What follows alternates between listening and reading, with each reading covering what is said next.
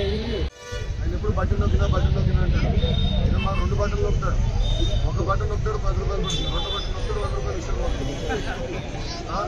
ఎండబోతుందన్న current ఛార్జీలు 9 సార్లు పెంచాడు, ఆర్టీసీ ఛార్జీలు 3 సార్లు పెంచాడు, పెట్రోల్ డీజిల్ గ్యాస్ ధర మీద అదనపు పన్ను వేశారు, ఇంటి పన్ను పెంచినారు, చెత్త పైన పడేస్తున్నారు. ఇప్పుడు వసతులు కల్పించారు, కార్మికులు కానీ పన్ను పెంచారు, చెత్త పన్ను పెంచుతున్నారు.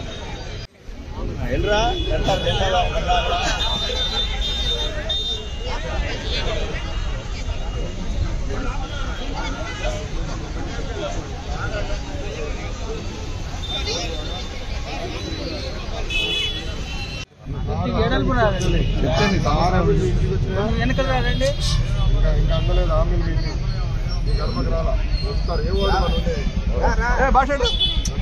6 హామీలు ఇస్తాము. ఉద్యోగాలు లేదు, నిరుద్యోగులు అందరికీ ఉద్యోగాలు కల్పించే బాధ్యత తీసుకుంటాం. 20 లక్షల ఉద్యోగాలు కల్పిస్తాం. ఎందుకంటే మీరు రూపాయలు జమ చేసి లక్షలు ఖర్చు పెట్టి పిల్లలు చదివిస్తున్నారు. ప్రధానంగా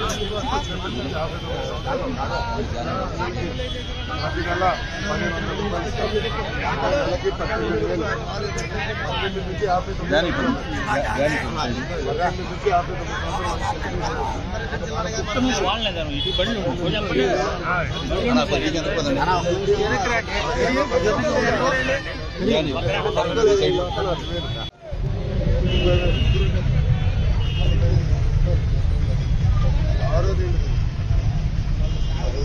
ఆర్టీసీ బస్సులో ఉచితంగా ప్రయాణించినప్పుడు కూడా 6 హామీలు